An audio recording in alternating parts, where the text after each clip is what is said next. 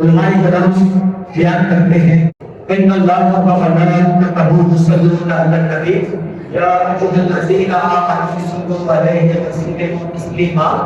یہ آیت درود کا نزول ماہ شعبان میں ہوا، اس لیے ماہ شعبان میں درود و سلام کی کثرت کرنی چاہیے۔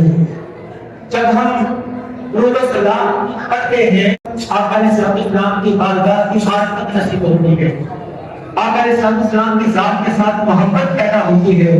جیسے آج کی رات جو شب برات ہے، اس کا خاص جو ورد ہے وہ ہے اللہم انک عفو کریم تحب العفو فاعف عنی۔ اللہم اے اللہ، انک بے شک تو عفو درگزر فرمانے والا ہے، کریم بڑا کرم فرمانے والا ہے، تحب العفو تو معافی مانگنے کو پسند کرتا ہے، فاعف عنا اللہ یہ جمع کا صیغہ ہے اور انی کے واحد متکلم، اکیلے ہیں تو آپ کہیں گے مجھے معاف کر دیں، اور اللہ کہیں گے تو ہم کو۔ آپ لوگ سارے بلند ہو کر میرے ساتھ پڑھنے میں آپ کو پڑھا دیتا ہوں۔ اللہم انک عفو کریم تحب العفو فاعف عنا۔ تو اللہ تبارک تعالیٰ کے حضور جب آپ استغفار کریں گے، اپنے معافی مانگیں گے تو آپ کو خطا کی غربت نصیب ہوگی، درود و سلام کی کثرت سے آپ علیہ السلام کی ذات کی معرفت نصیب ہوگی۔ اس کا معنی اللہ اور اس کا رسول بہتر جانتا ہے۔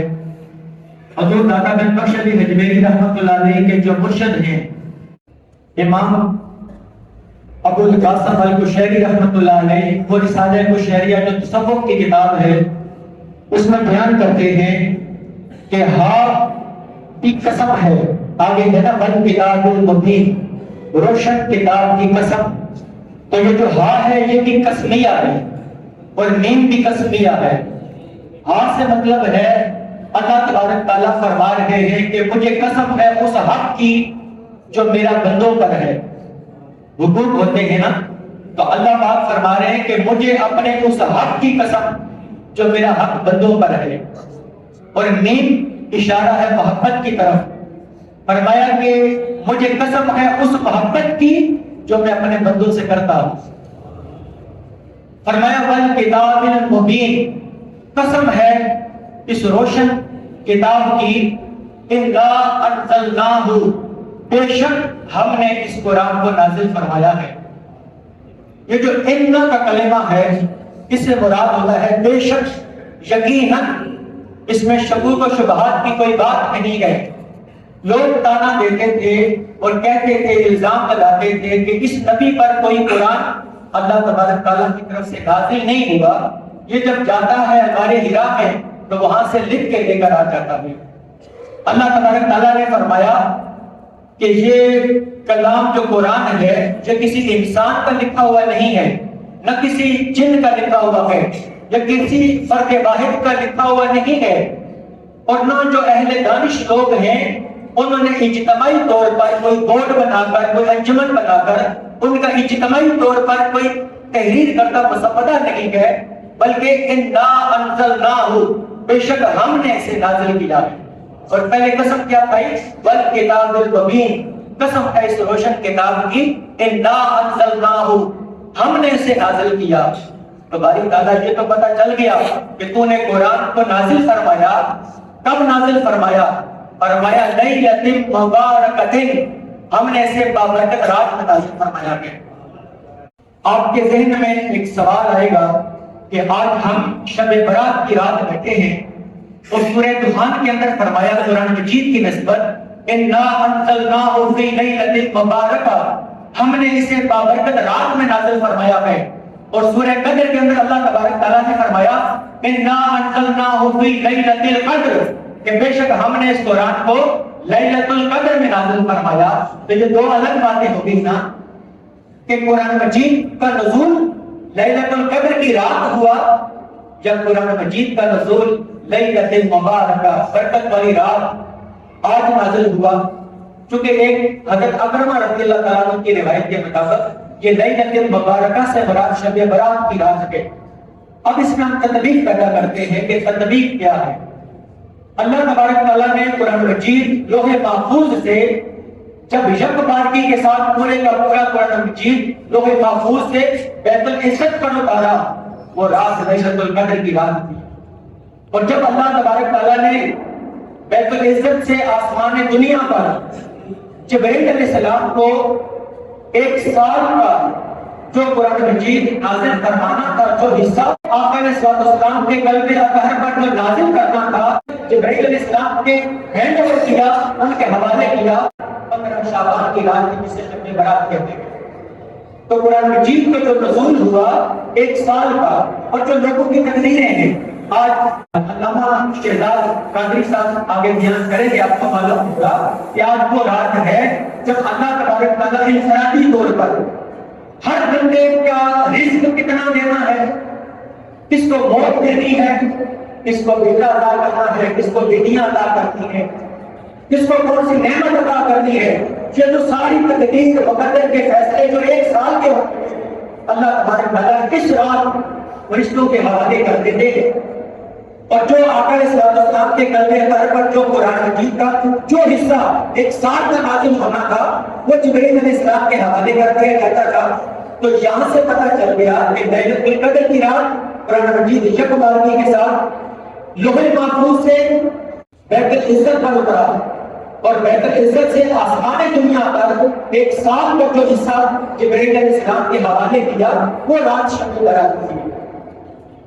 اور اللہ تبارک تعالیٰ نے جو شروع میں ہا اور میم کہا، جو ابو القاسم البصری رحمۃ اللہ علیہ بیان کرواتے ہیں کہ وہ جو ہا کہا کہ قسم ہے مجھے اپنے ہاتھ کی، اور قسم ہے میم سے مراد کہ مجھے اپنی محبت کی۔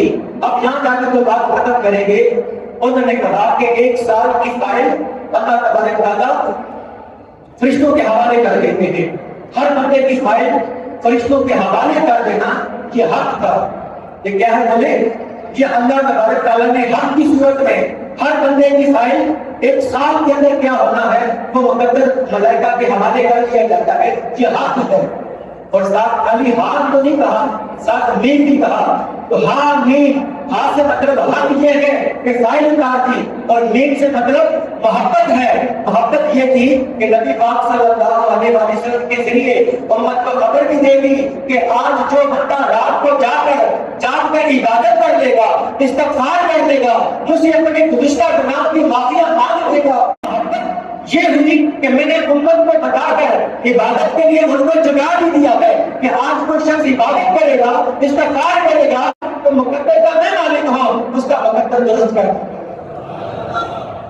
یہ اللہ تبارک تعالیٰ کی اپنے بندے سے محبت ہے کہ حق یہ تھا کہ فائل فرشتوں کے حوالے کر دی، اور محبت یہ ہے کہ حضور نبی کریم صلی اللہ علیہ وسلم کے ذریعے امت کو بتا بھی دیا کہ آج کی رات آپ نے جاگنا ہے، غفلت نہیں کرنے۔ تربیت کے حوالے سے میں بات کرتا چلوں۔ سب سے پہلی چیز، بچے خاص طور پر جو اسٹوڈنٹ ہیں، جو اسکول میں، کالجز میں، یونیورسٹیز میں یا کسی بھی ایجوکیشنل انسٹیٹیوٹ کے اندر پڑھتے ہیں، ان کو سب سے پہلی چیز علم کا شوق ہونا چاہیے۔ کیا بولا میں نے؟ تعلیم کے ساتھ، علم کے ساتھ، ایجوکیشن کے ساتھ سیکھنا، سکھانا، پڑھنا، پڑھانا، یہ جو علم کے ساتھ ہے یہ ہمارا شوق ہونا چاہیے۔ یہ تربیت کا پہلا عنصر ہے۔ اللہ تبارک تعالیٰ نے جب قرآن مجید کا نزول فرمانا تھا تو جو سب سے پہلی وحی نازل ہوئی وہ الفاظ کیا ہے؟ اقرأ بسم ربک الذی خلق، پڑھیے اپنے رب کے نام سے جس نے تخلیق کی۔ اللہ تبارک تعالیٰ نے ساری کائنات کی تخلیق فرمائی، ساری کائنات کو پیدا فرمایا، تو فرمایا اقرأ بسم ربک الذی خلق، خلق الانسان من علق، وہ ذات جس نے جون کی طرح معلق وجود سے انسان کو پیدا کیا۔ اقرأ وربک الاکرم، پڑھیے اور آپ کا رب بڑا کریم ہے۔ اب دیکھیں یہ کیسی آیت ہے؟ اقرأ وربک الاکرم، پڑھیے اور آپ کا رب بڑا کریم ہے۔ اب پڑھنے کا مسئلہ اور رب کے قریب ہونے کا مسئلہ کیا ہے؟ اللہ پاک بتانا چاہتے ہیں لوگوں، جو بندہ پڑھتا ہے، علم حاصل کرتا ہے، اللہ اس کے ساتھ بڑا کرم فرماتا ہے۔ اقرأ وربک الاکرم الذی علم بالقلم، وہ ذات جس نے قلم کے ذریعے پڑھنا سکھایا۔ ایک ہسٹورین ہے بلازری، وہ فتح البلدان کے اندر لکھتا ہے کہ مکہ کی آبادی 10 لاکھ کے قریب تھی، مگر لوگ ہاتھوں سے لکھنا پڑھنا نہیں جانتے تھے، وہ زبانی سے شعر و شاعری کرتے تھے مگر لکھنے کو عیب سمجھتے تھے۔ اس زمانے کے اندر اللہ تبارک تعالیٰ نے فرمایا کہ الذی علم بالقلم، وہ ذات جس نے قلم کے ذریعے لکھنا پڑھنا سکھایا۔ یہ بہت بڑا ریولوشن تھا، انقلاب تھا۔ آج پوری دنیا کے اندر دیکھ لیں جتنے ایجوکیشن انسٹیٹیوٹ کے، اسکول ہیں، کالجز کے، یونیورسٹیز کے، ہر جگہ پر علم دینے کے لیے، تعلیم دینے کے لیے قلم کا استعمال کیا جاتا ہے۔ یہ اسلام نے انقلاب کیا کہ پڑھنے کے لیے، لکھنے کے لیے قلم کا استعمال ہوا۔ اور پھر فرمایا علم الانسان ما لم یعلم، اور انسان کو وہ کچھ سکھایا جو وہ جانتا نہیں تھا۔ تو ہمارا علم کے ساتھ کیا ہونا چاہیے؟ شوق ہونا چاہیے۔ اور دوسری چیز ہو گئی ہے عبادت کے ساتھ ہمارا ذوق ہونا چاہیے۔ عبادت کے اندر ذوق ہو، آپ کا دل مسجد میں لگے، عبادت کرنے کو آپ کا من چاہے، اللہ تعالیٰ کی عبادت کرے۔ حدیث جبرائیل میں جب جبرائیل علیہ السلام نے پوچھا انسان کے بارے میں، اس کے بارے میں فرمایا اَتَعْبُدَ اللَّهَ كَأَنَّكَ تَرَاهُ، تم عبادت اس طرح کرو گویا کہ تم رب کو دیکھ رہے ہو۔ فَإِن لَمْ تَكُن تَرَاهُ فَإِنَّهُ يَرَاكَ، اگر تم اسے نہیں دیکھ سکتے تو یہ گمان رکھو، یہ ذہن میں رکھو کہ برابر تو کہ دیکھ رہا ہے۔ اگر تمہارے اندر وہ صلاحیت نہیں، تمہارے پردے ابھی تک اٹھے نہیں، اور کوئی رب کو اگر دیکھ نہیں سکتا تو گمان یہ رکھو کہ جس رب نے تمہیں پیدا کیا ہے وہ رب تو تمہیں دیکھ رہا ہے۔ تو عبادت کے اندر ذوق ہونا چاہیے۔ اور تیسری چیز ہو گئی ہے صحبت صالحین، اچھے لوگوں کی سنگت میں بیٹھو۔ اصبر نفسک مع الذین یدعون ربهم بالغداۃ والعشی، ان لوگوں کی سنگت و صحبت میں بیٹھا کرو جو صبح شام اللہ کا ذکر کرتے ہیں۔ علماء کرام کی سنگتوں میں بیٹھا کرو، صوفیاء کرام کی سنگتوں میں بیٹھا کرو، اور اپنے ماں باپ کی صحبتوں میں بیٹھا کرو، بڑوں کی سنگتوں میں بیٹھا کرو۔ تو صحبت اچھی رکھو گے، علم کا شوق ہوگا، عبادت کا ذوق ہوگا، اور اپنی صحبت اچھی کرو گے تو یہ تربیت آپ کی ہو جائے گی۔ آپ خود اپنے من میں جاتے اور دیکھ لیں تین چیزوں کے اندر ہمارے اندر کس چیز کی کمی ہے۔ آج کی رات جو نئے نامہ اعمال کی ابتدا ہونے جا رہی ہے، آج سے اپنا تہیہ کر لیں کہ باری تعالیٰ آج کے بعد میں اسٹڈی کروں گا، کتابوں کا مطالعہ کروں گا، قرآن کے ساتھ کنیکٹ ہوں گا، حدیث نبوی کے ساتھ کنیکٹ ہوں گا، سیرت رسول کے ساتھ کنیکٹ ہوں گا، تاریخ اسلام کے ساتھ کنیکٹ ہوں گا، میں علم کے ساتھ اپنا رشتہ مضبوط کروں گا، اور عبادت کے اندر ذوق پیدا کروں گا، اور صحبت اپنے اچھے لوگوں کے ساتھ ہوگا۔ اگر یہ آپ نیت کریں گے تو معاشرے میں بہت بڑی چینج آئے گی۔ ترمذی شریف میں حدیث ہے، حضرت عائشہ صدیقہ رضی اللہ عنہا فرماتی ہیں ایک رات میں نے اپنے بستر پر حضور نبی کریم صلی اللہ علیہ وآلہ وسلم کو موجود نہ پایا تو میں ان کی تلاش میں نکلی، اور قریب میں جنت البقیع کا قبرستان ہے، تو جب بقیع میں جا کر دیکھا تو حضور نبی کریم صلی اللہ علیہ وسلم وہاں پر کھڑے تھے۔ حضور نبی کریم صلی اللہ علیہ وسلم نے جب عائشہ صدیقہ رضی اللہ عنہا کو دیکھا تو فرمایا کہ آج نصف شعبان ہے، یعنی 15 شعبان جو آج آپ لوگ بیٹھے ہیں، فرمایا آج نصف شعبان ہے، آج کی رات اللہ تبارک تعالیٰ اپنی شان کے مطابق آسمان دنیا کے تشریف لاتا ہے، اور قبیلہ بنو کرب کی بکریوں کے بالوں کی تعداد سے بھی زیادہ لوگوں کی مغفرت کرواتا ہے۔ اس زمانے میں قبیلہ بنو کرب تھا جس کی بکریاں بہت زیادہ تھیں، اور فرمایا کہ قبیلہ بنو کرب کی جو بکریاں ہیں ان کے بالوں کی تعداد سے بھی زیادہ اللہ تبارک تعالیٰ اپنے بندوں کی مغفرت فرماتا ہے۔ یہ وہ رات ہے جہاں ہم بیٹھے ہیں۔ اور پھر ابن ماجہ کے اندر حدیث ہے، حضرت علی بن ابی طالب رضی اللہ تعالیٰ عنہما وہ بیان کرتے ہیں، حضور نبی کریم صلی اللہ علیہ وسلم نے فرمایا اذ کانت لیلۃ النصف من شعبان، جب شعبان کی نصف شب یعنی 15 شعبان ہوتی ہے، فقوموا لیلھا، اس کی رات میں قیام کیا کرو یعنی عبادت کیا کرو، وصوموا نہارھا، اور دن کو روزہ رکھا کرو۔ اور پھر وہی بات کہی کہ اس رات اللہ تبارک تعالیٰ آسمان دنیا میں آ جاتا ہے، اور ساری رات اللہ تبارک تعالیٰ 3 باتیں کرتے ہیں۔ ایک پوری رات اللہ پاک فرماتے ہیں ہے کوئی تم میں سے مجھ سے مغفرت طلب کرنے والا کہ رزق کو بخش دو؟ ہے کوئی تم میں سے رزق کا طالب کہ میں اسے رزق عطا کروں؟ اور ہے کوئی تم میں سے کوئی کسی بیماری میں مبتلا کہ میں اسے شفا عطا کر دوں؟ ادا قضا ہے کوئی ایسا حتی جدع الفجر، حتی کہ صبح فجر طلوع ہو جاتی ہے۔ یہ 15 شعبان کی رات کتنی بابرکت ہے۔ کچھ لوگ یہ سوال کرتے ہیں کہ راتیں تو سب ایک جیسی ہیں، آپ اس رات کا اہتمام کیوں کرتے ہیں؟ ایک تو میں نے قرآن سے بتایا، پھر میں نے حدیث سے بتایا، اب کچھ میں الگ دلائل آپ کے سامنے رکھتا ہوں کہ یہ سارے دن ساری راتیں ایک جیسی نہیں ہوتی، یہ ایک جیسی چیز کا تصور یہ غلط ہے۔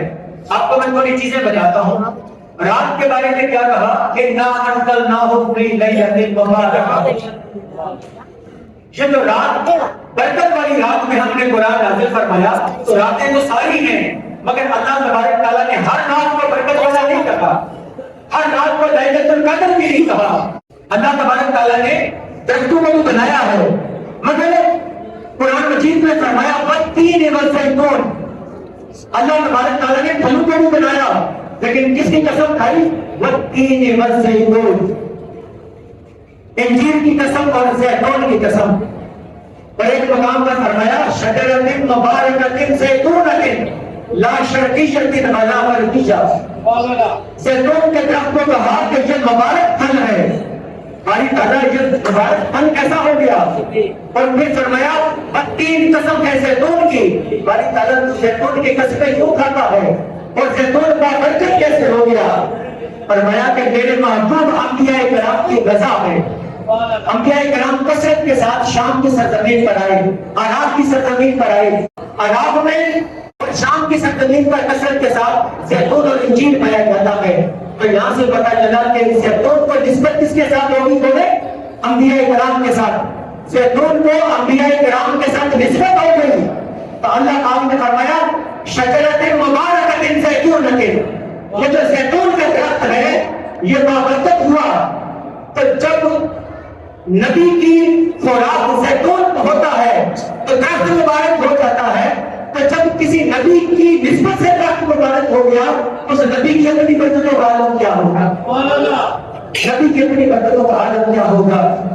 زیتون کی بات کہی کہ شجرۃ مبارکۃ زیتونۃ لا شرقیۃ ولا غربیۃ، کہ جس چیز کو بابرکت بناتے ہیں وہ مشرق اور مغرب میں محدود نہیں رہتا۔ لوگ کہتے ہیں کہ قطبۃ الاولیاء حضور وہ سے پاک عبد القادر جیلانی الحسنی والحسینی وہ تو بغداد میں ہیں، یہاں پر فیض کیسے چلتا ہے؟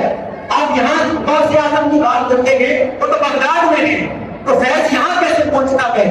قرآن بیان کر رہا ہے شجرۃ مبارکۃ زیتونۃ لا شرقیۃ ولا غربیۃ، زیتون کا درخت مبارک ہو جائے تو ہم اسے بابرکت بنا دیتے ہیں، اور جو چیز بابرکت ہو جاتی ہے وہ مشرق اور مغرب میں محدود نہیں رہتی۔